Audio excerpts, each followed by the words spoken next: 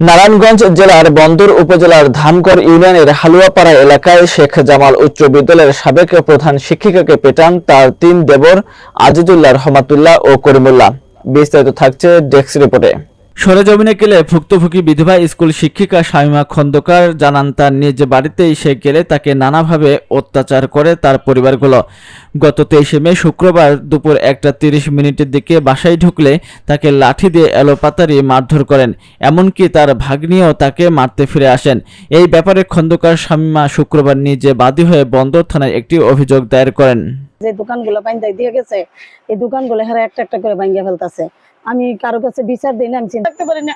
আমি এই চোরের মতো আইসা মানুষের বাড়ির ভিতরে কোন রকম আমার ভাই ঢুকে ওনাকে মারতে মারতে ঠিক এই জায়গাটায় নিয়ে আসছে। এই জায়গাটা আনার পরে এইখানে ফেলা পর্যন্ত মারছে।